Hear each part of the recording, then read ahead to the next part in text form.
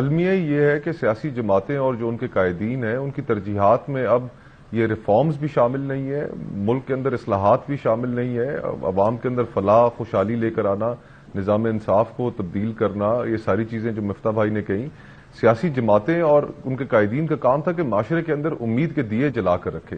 اب ہم دیکھ کیا رہے ہیں کہ کیونکہ اتنی مایوسی پھیل چکی ہے، ہم اتنے کرٹیکل جنکچر پہ آ گئے ہیں کہ اس سے آگے خدا نہ خواستہ مرموم خاک ہم کسی حادثے کا شکار ہو سکتے ہیں۔ پاکستان اتنا معاشی اور سیاسی طور پہ کمزور ہو چکا ہے، اور شاید یہی وجہ ہے کہ لوگ دھڑا دھڑ ملک چھوڑنے پہ مجبور ہیں۔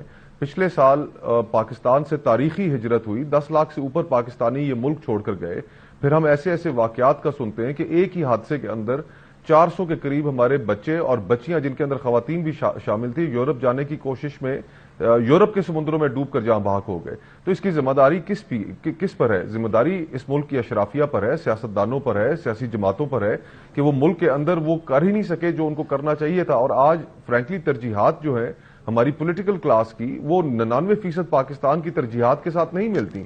ہماری ترجیحات سیاستدانوں کی یہ ہے کہ بس ہم کسی بھی صورت نہ کوئی اصول کی پرواہ کرتے ہیں، نہ نظریے کی پرواہ کرتے ہیں، بس حکومت میں آ جائیں اور حکومت میں آ کے جیبیں بھرنا، اور جیبیں بھرنے کے بعد اپنے مخالفین کو انتقام کا نشانہ بنانا، اس کے علاوہ ہماری ترجیحات ہی نہیں ہیں۔ تو بالکل آپ درست کہہ رہے ہیں کہ سیاسی ہمیں پولیٹیکل ریفارمز کی بھی ضرورت ہے۔ یہاں جماعتوں کے اندر بادشاہتیں قائم ہیں، اختلاف رائے کی گنجائش نہیں ہے، یہاں پر خوشامدی کلچر ہے۔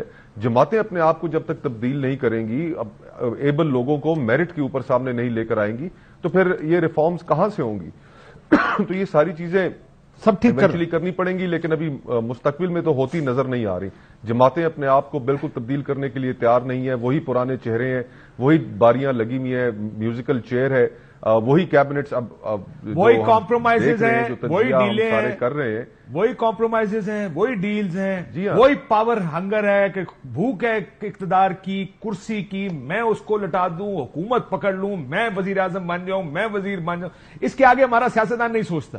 دس از آر بیسک پرابلم۔ بٹ مفتاح صاحب، میں اس سے پہلے کہ آگے جاؤں، یہ 300 یونٹ بجلی فری کریں گے، سب کو پتا یہ نہیں ہو سکتا۔ بہت سے ایسے وعدے کرتے ہیں جو آپ کو پتا ہے کہ جھوٹ ہے، یہ نہیں ہو سکتے، لیکن کر دیتے ہیں۔ کیوں؟ کیونکہ ہم سے کس نے پوچھنا ہے؟ کل کہہ دیں گے جناب ہم نے خواب دیکھا تھا، نہیں پورا ہوا۔ یہ بہت سارا کچھ بدلنا پڑے گا۔ بٹ آپ you wanted to add something to this also. دیکھیے، یہ جو سیاستدان ایسپریشنل وعدے کرتے ہیں، یہ ضروری نہیں ہے کہ پورے ہوں، اور میرے خیال سے زیادہ تر لوگ جو جاتے ہیں جلسوں میں ان کو بھی پتا ہے کہ سیاستدان باتیں کرتے ہیں، اتنی نہیں ہونی ہے۔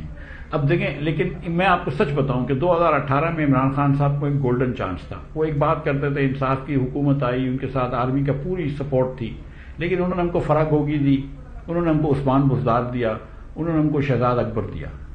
تو ادھر مطلب ناؤ ایک مرتبہ پھر یہ چانس آیا ہے، ہم کو ہر 4-5 سال بعد چانس آتا۔ اس بار قوم بڑی مایوس ہے، وہ امید آج قوم کے نہیں ہے جو 13 میں 18 میں تھی۔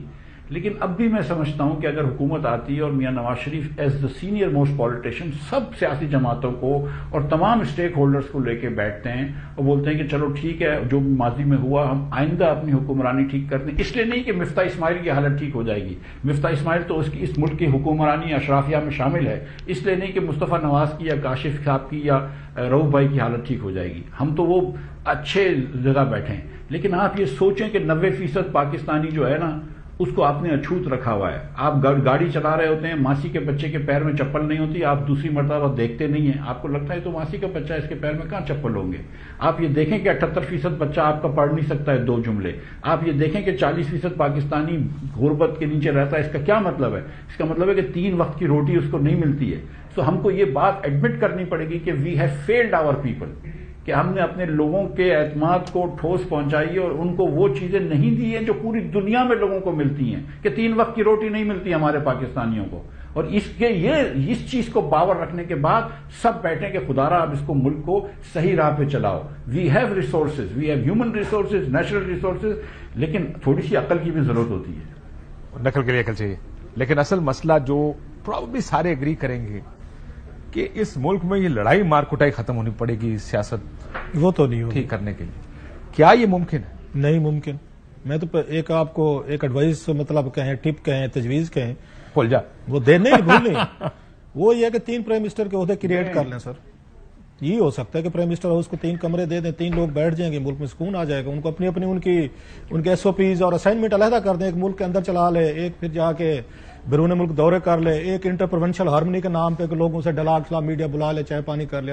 ایک ہی حل ہے, کیونکہ اس کے علاوہ تو کوئی حل نظر نہیں. حالانکہ بڑی خوبصورت گفتگو کی, میں بڑی کینلی سن رہا تھا. مصطفیٰ نے بہت اچھی گفتگو کی, مصطفیٰ بھائی نے اگین اتنی پرفیکٹ گفتگو ہے. سوال یہ ہے کہ اب یہ لوگ جو ہیں ان کو آنے دیتے ہیں, الیکشن یہ اب لڑ رہے ہیں نا, اب یہ لوگوں کی بات کر رہے ہیں نا, اور ان کو جانتے ہیں ذاتی طور پر. ہم جانتے مصطفیٰ بھائی کو ہم زیادہ جانتے ہیں. اب مصطفیٰ بھائی کو بھی ہم نے دیکھا بہت اچھے کام بھی کر کے گئے, تنقید بھی ہم ان پہ آ کے کر لیتے, تو فیئر انف. اب یا مصطفیٰ نواز صاحب لڑ رہے ہیں, یہ اسلام آباد ہے, یہ پنڈی ہے. آپ کا اس سے زیادہ شعور والے شہر تو نہیں ہوں گے نا, دینا ووٹ ان کو جتوائیں. اور مصطفیٰ کو میں ذاتی طور پر جانتا ہوں کہ he has been a fighter, ان قومی اسمبلی میں بھی, سینٹ میں بھی, دیگر چیزوں میں. کیوں لگ رہے وہ نہیں جیت رہے؟